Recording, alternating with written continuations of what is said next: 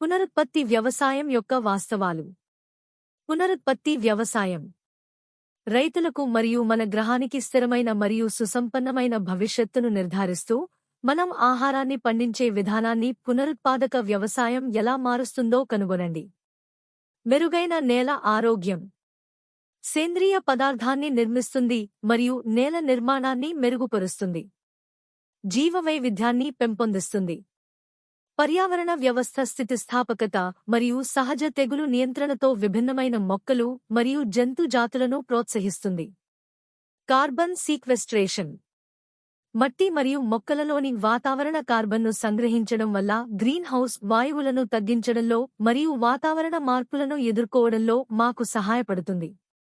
తగ్గిన రసాయన ఇన్పుట్లు సింథటిక్ ఎరువులు మరియు పురుగుమందుల అవసరాన్ని తగ్గిస్తుంది, ఉత్పత్తి ఖర్చులను తగ్గిస్తుంది మరియు పర్యావరణ కాలుష్యాన్ని తగ్గిస్తుంది.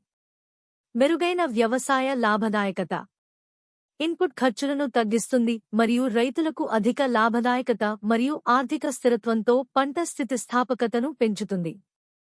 ఆరోగ్యకరమైన ఆహారం పోషకాలు అధికంగా ఉండే పంటలను ఉత్పత్తి చేస్తుంది, వినియోగదారులకు ఆరోగ్యకరమైన ఆహార ఎంపికలను అందిస్తుంది. పునరుత్పత్తి వ్యవసాయం వైపు ఉద్యమంలో చేరండి మరియు ఏడాది పొడవునా సురక్షితమైన, తాజా మరియు ఆరోగ్యకరమైన పంటలను ఆస్వాదించండి.